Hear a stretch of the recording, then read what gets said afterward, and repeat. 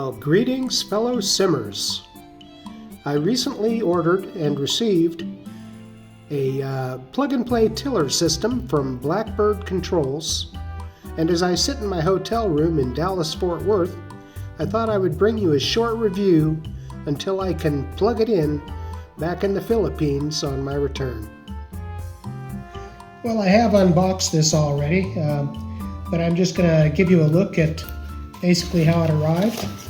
It's fairly decently packaged, and of course inside the package is a little instruction card and along with a thank you note. And we'll pull out some of this packing material here, and first thing I'm going to pull out is the actual tiller handle.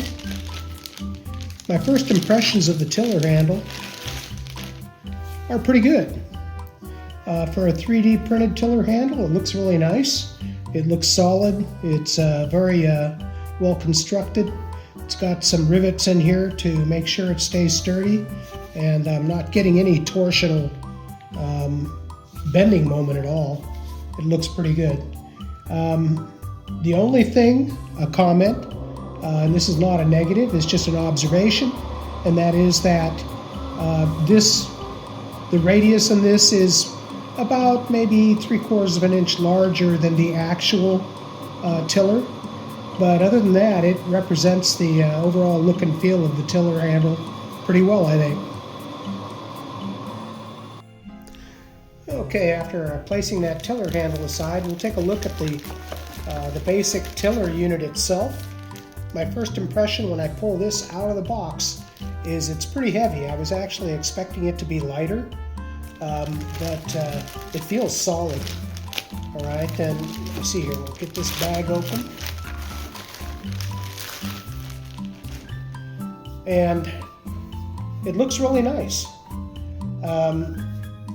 Another comment about the quality of the 3D printing, the same impression I had when I reviewed the 737 Bravo handles, is that the quality of this 3D printing is better than I'm used to seeing. It's a more dense material, and as a result, the finish overall almost looks like it is injection molded until you look a little closer.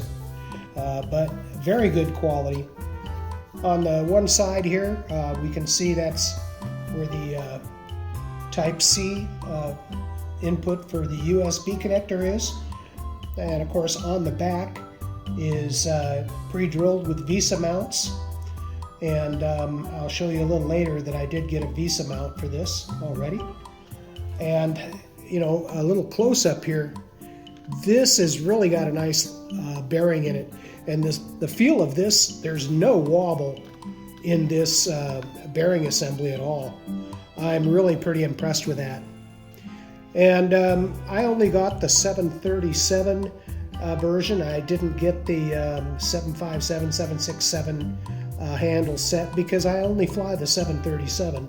So, but I will show you that this cover comes off. It's magnetically held in place. All right, you can see the magnets here. All right, so you can replace that with another cover. It's definitely a how would you call it? It's a set that can be a convertible. You can swap handles back and forth very easily, and you can change the cover to go along with that.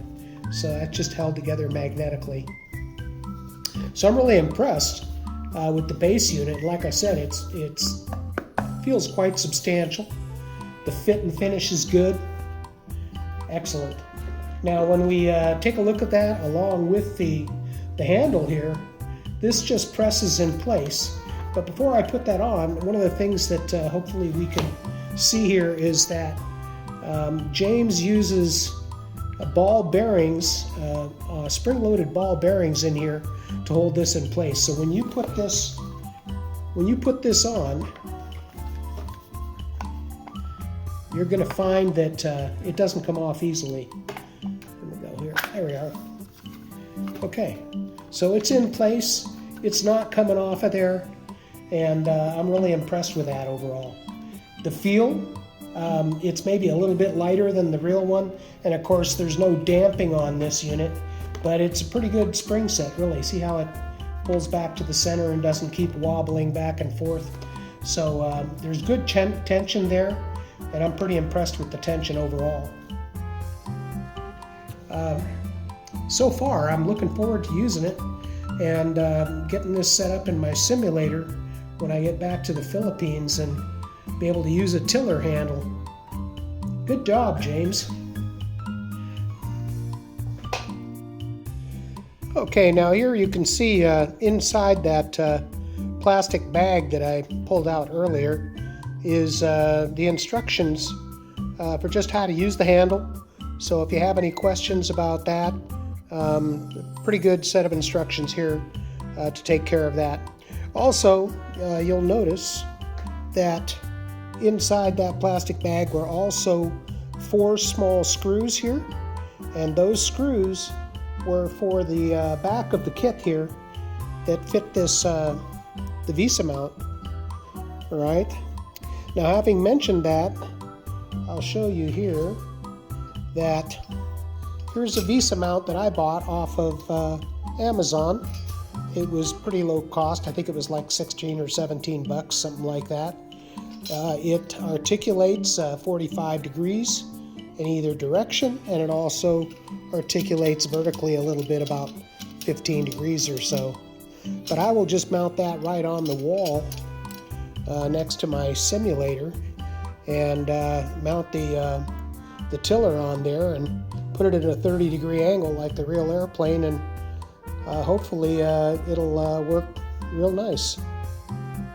Okay, I just thought I'd take a moment to show you.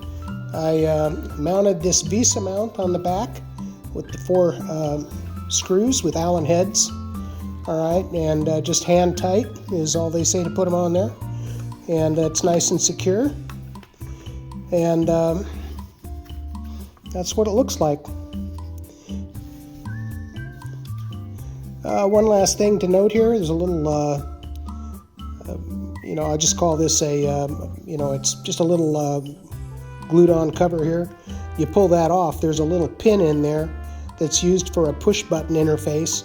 They're not using it right now, but for future development you want to make sure you keep that pin. So in my case, I'm just leaving that on, and when I install the handle, whoops, get this all installed, there we go, I just install it right over it. All right, there we go. That's my preliminary report on the Blackbird Controls tiller handle, which is currently configured in my case for the 737. Take care, folks.